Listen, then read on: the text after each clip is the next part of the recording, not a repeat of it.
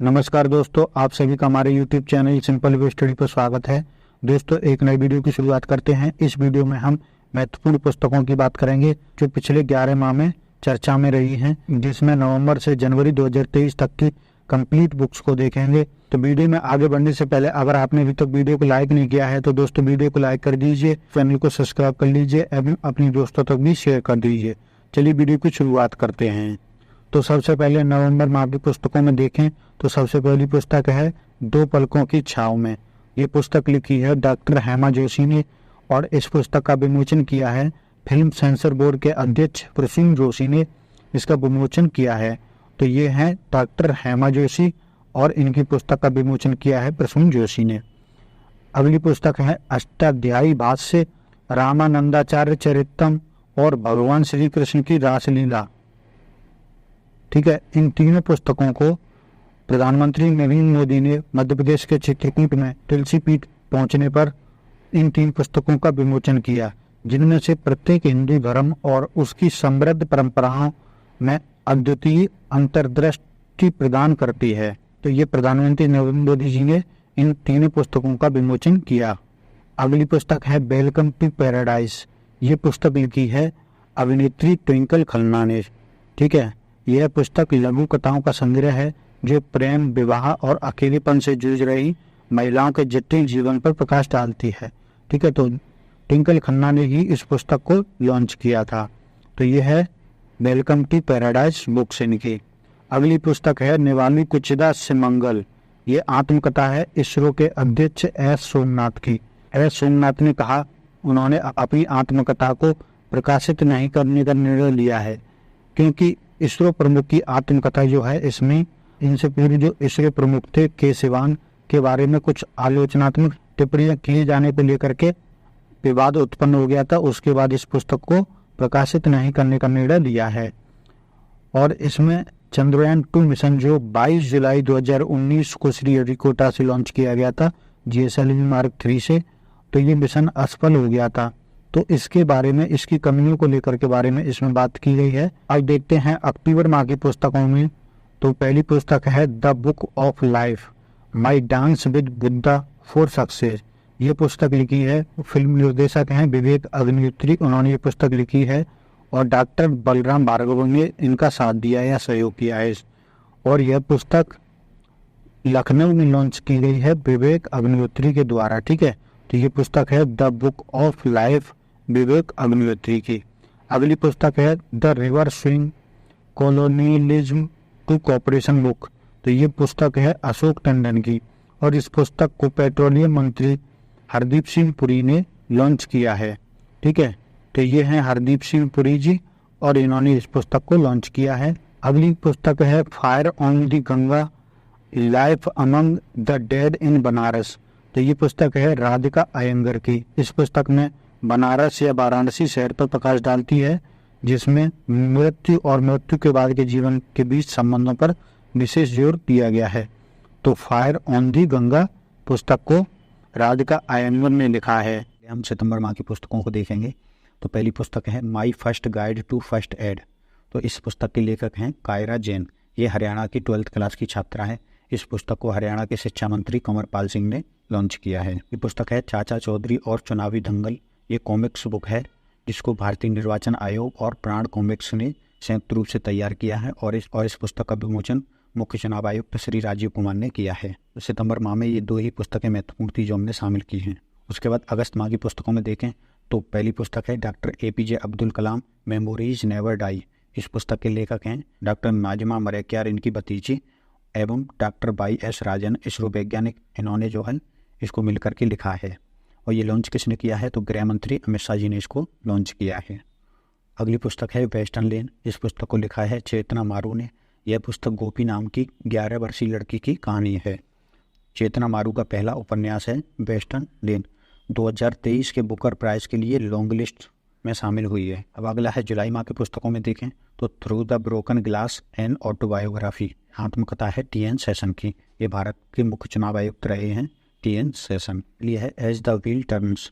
तो ये रंजीत प्रताप की पुस्तक है और इसको पूर्व उपराष्ट्रपति M वेंकैया नायडू जी ने विमोचन किया है इसका। कृष्णा द सेवेंथ सेंस, ये मलयालम भाषा में अनुवाद किया गया है इस पुस्तक का। तो ये किसने किया है? तो देवाशीष चटर्जी ने इस पुस्तक का अनुवाद किया है और इसको केरल के राज्यपाल आरिफ मोहम्मद खान ने लॉन्च किया है। अगली पुस्तक है Maya Modi Azad, Dalit politics in the time of Hindutva. इस पुस्तक के लेखक हैं सुधा पई और Sajjan Kumar. India rising memoir of a scientist, इस पुस्तक के लेखक हैं आर चिदम्बरम और सुरेश गंगोत्रा। उसका अगली पुस्तक है एनटीआर ए पॉलिटिकल बायोग्राफी, तो ये इनकी बायोग्राफी या जीवनी है। रामचंद्र मूर्ति कोडुभाटला ने इसको लिखा है। उसके बाद अगली पुस्तक है Vajpayee the ancient of the Hindu right 1924 से 1977।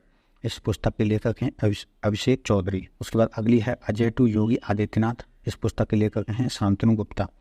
पिछले कुछ समय में जो भी योगी आदित्यनाथ पर पुस्तकें प्रकाशित हो रही हैं उन सभी के लेखक जो है शांतनु गुप्ता ही हैं। उसके बाद जीवन माह की पुस्तकों में देखें तो भारत के वित्त मंत्री स्वतंत्रता से आपातकाल तक यानी 1947 से 1977 तक, इस पुस्तक के लेखक हैं ए.के. भट्टाचार्य। उसके बाद अगली है ring side up close and personal on India and beyond, तो इस पुस्तक के लेखक हैं विजय दर्डा। इसके विमोचन किया है शशि थरूर ने। उसके बाद अगली है the power of one thought, master your mind master your life, इसके लेखक हैं वी.के. शिवानी। उसके बाद अगली है नालंदा, इस पुस्तक के लेखक हैं अभय के। ठीक है, ये बिहार के प्रसिद्ध स्थल नालंदा पर लिखी गई पुस्तक है।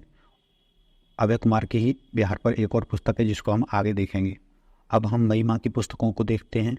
तो मई माह में my life as a comrade, ये आत्मकथा है के शैलजा की, जो केरल की पूर्व स्वास्थ्य मंत्री रही हैं, तो इनकी ये आत्मकथा है। उसके बाद भारत के संविधान का पहला डोंगरी संस्करण को जो है प्रकाशित किया गया है। ठीक है, तो ये संविधान का पहला डोंगरी भाषा में जो कश्मीर में बोली जाती है उसका संस्करण आया है। तो इसका विमोचन किसने किया है? तो इसका विमोचन कानून मंत्री किरण रिजिजू ने किया है। जम्मू कश्मीर विश्वविद्यालय में डोंगरी भाषा का पहला संस्करण जो है जारी किया है। अगली है guts amidst bloodbath the Anshuman Gaekwad. ठीक है, तो ये लिखी है आदित्य भूषण ने। ये पूर्व भारतीय टेस्ट क्रिकेटर अंशुमान गायकवाड़ की अर्ध आत्मकथा है।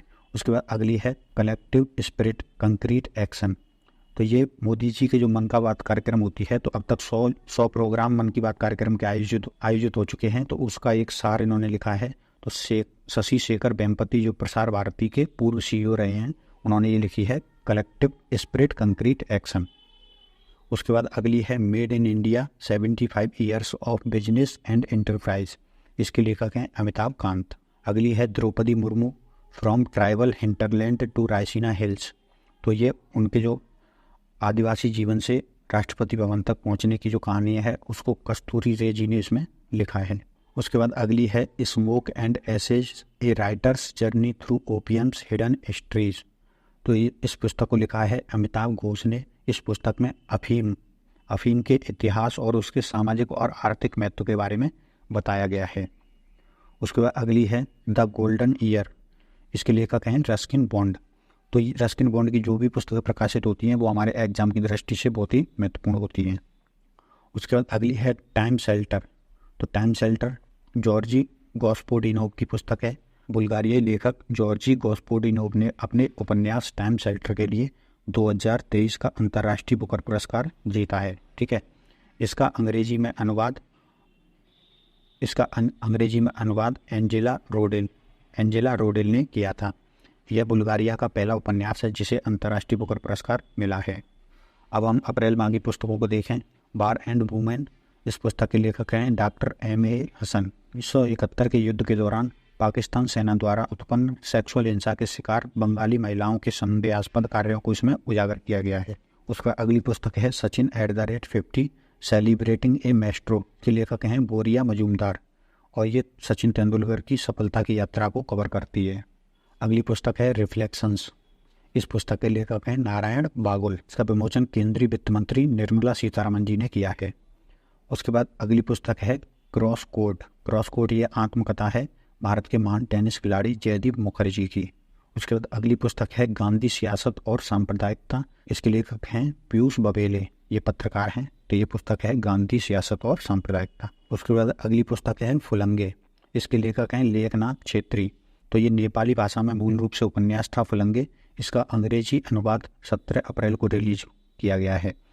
लेखनाथ छेत्री दार्जिलिंग के एक लेखक द्वारा लिखी गई इस किताब में एक अलग राज्य के लिए असफल गोरखा आंदोलन, जो गोरखा आंदोलन गोरखालैंड राज्य के लिए हुआ था, तो उसकी जो असफल होने की कहानी है वो इस पुस्तक में दिखाई गई है फुलंगे में।